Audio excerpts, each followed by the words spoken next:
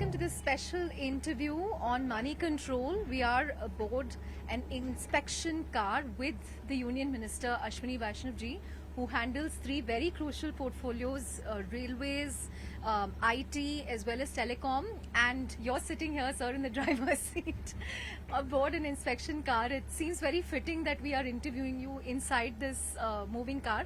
But thank you very much for talking to us, sir. You've had quite a hectic day in Bengaluru reviewing various railway projects. There's clearly a lot of interest around Vande Bharat. But Vande Bharat, Vande Sadharan, what are the plans going forward as far as the IT hub is concerned? Bengaluru requires a huge shift from road-based transportation to rail-based transportation.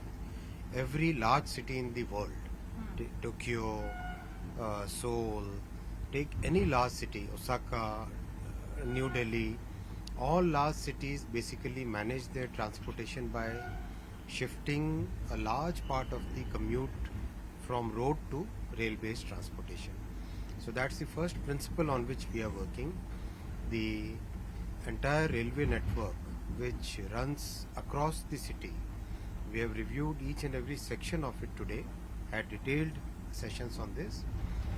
How do we increase the capacity of each of these sections, whether the section which comes from the airport into the center of the city, one which comes from Whitefield into the center of the city, one which we are traveling now from the center of the city all the way to Hosur, another one on the Mysore side, another one on Tumkur side.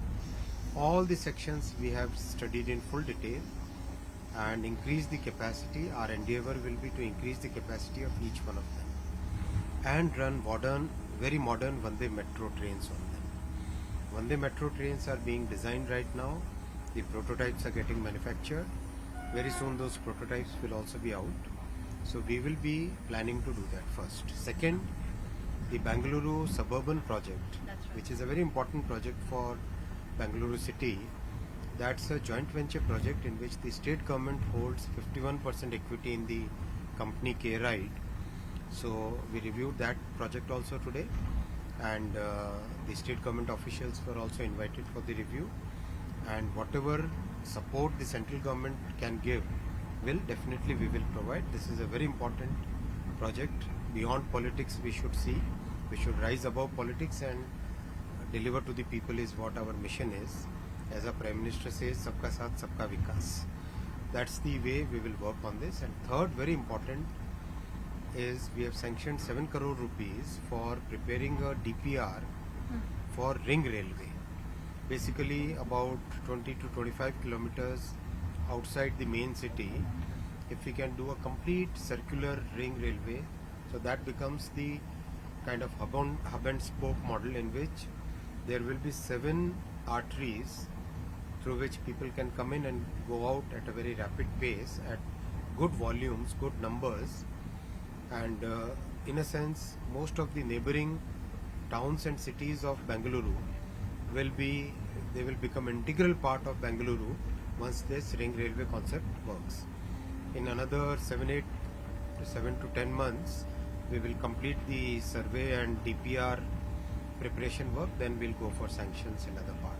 So in a sense, overall, we looked at each and every aspect of rail transportation in the city. Got it, sir.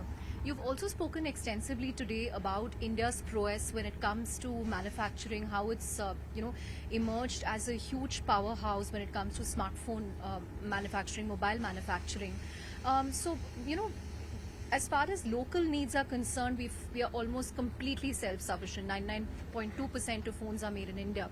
So what is the government's goal as far as exports are concerned over the next, say, 1, 2, 3 years? Would you have a target in mind?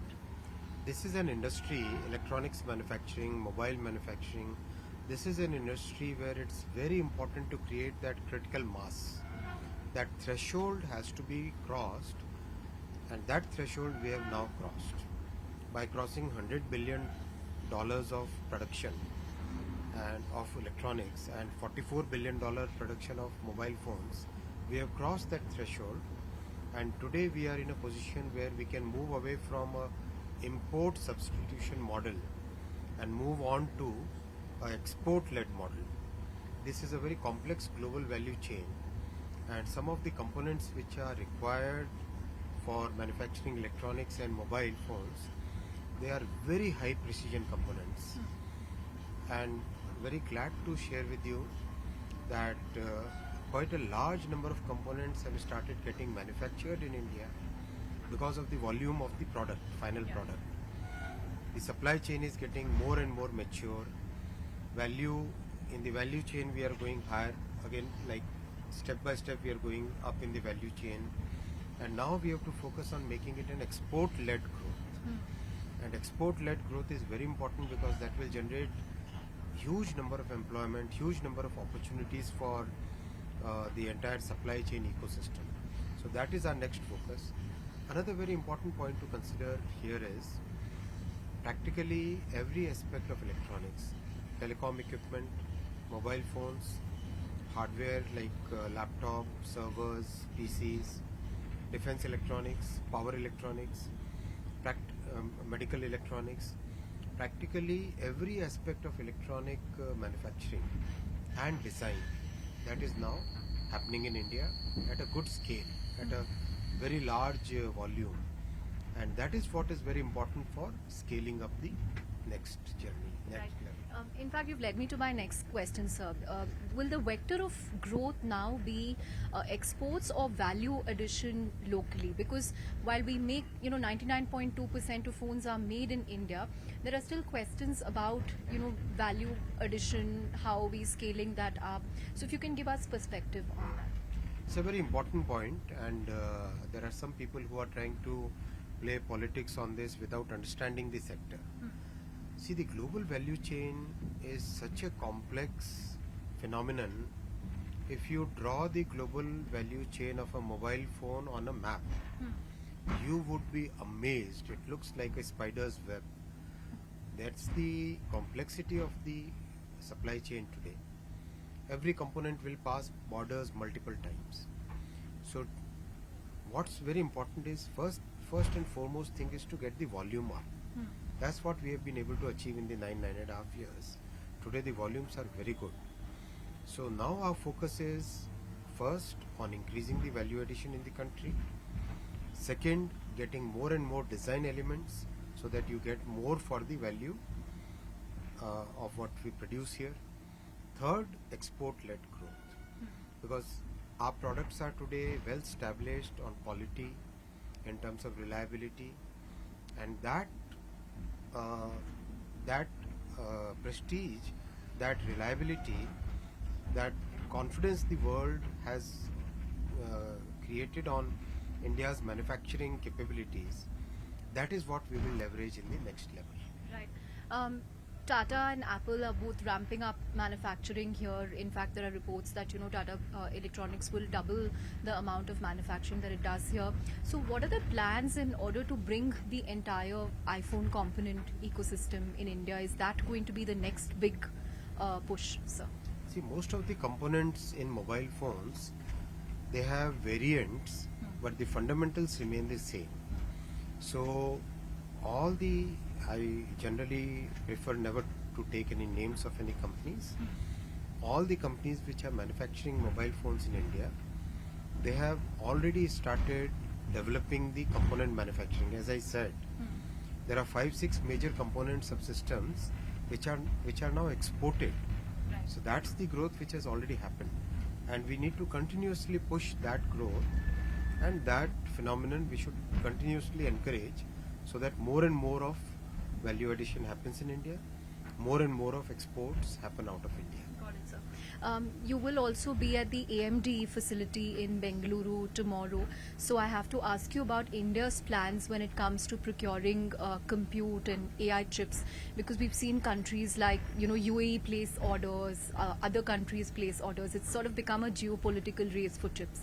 How are we, sir, in terms of compute capacity, GPUs? Listen, we have to look at the entire thing from multiple perspectives. What we are doing tomorrow at AMD Campus is one of the largest semiconductor product design campuses is getting established in India, in Bengaluru. that gives a totally new dimension to chip design. We have about 300,000, that's 3 lakh chip design engineers in India.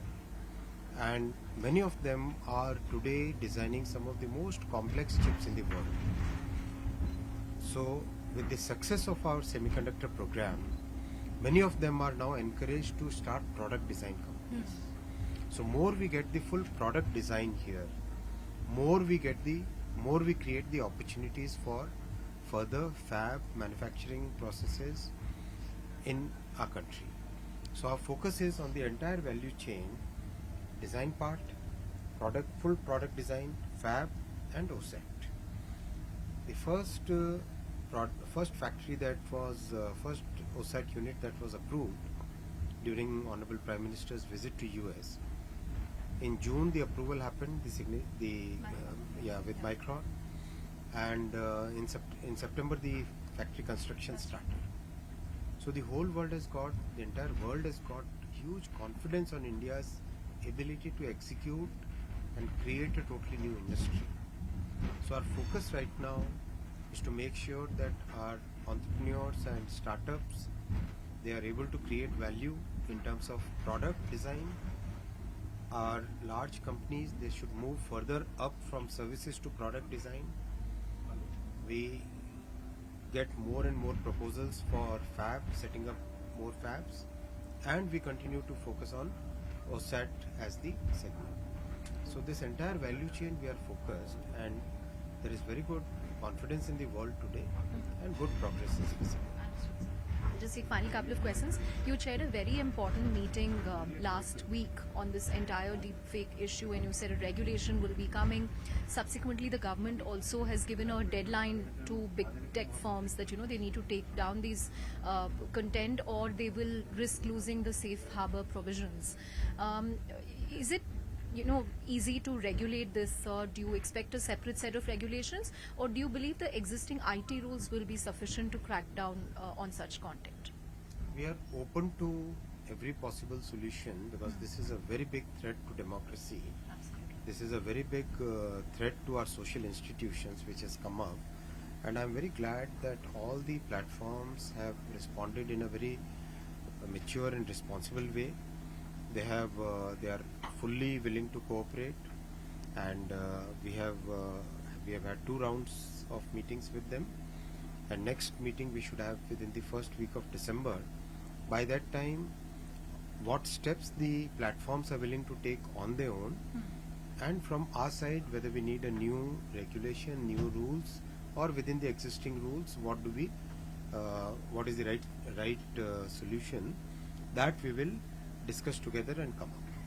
Last question, sir. Will this also determine the way you look at AI regulation going forward? Because the EU has now come up with norms. There is also a fear that, if you regulate an industry like this, it could end up stifling innovation. So where does India stand in the way it will go about this? See, we were very successful in creating a balance between innovation and regulation in our privacy bill, right? DPDP bill is a classic example where the entire world is taking this as a template today, because we were able to create a very good balance between innovation and regulation. We did not keep any provision which stifles innovation. In case of AI, there are multiple threats. This is a significantly more complex thing compared to privacy regulation, because AI can actually be a major threat to humanity itself. It can be today some of the deep fakes, misinformation which is created using AI, all these things can actually create huge disturbances in the society. Our social institutions like marriage, these are institutions which have been built over centuries. These institutions, if they are threatened by somebody creating a deep fake of somebody else and creating rift in the family, those kind of things are something which we need to worry about. Society has to take some action, and that's where we'll have to work together, all of us, the platforms, the society, the regulators, the government, all of us will have to work together and find a solution. I think we should be able to find that solution. On that note, thank you very much, sir, for talking to us and for this special interview. Thank you, sir.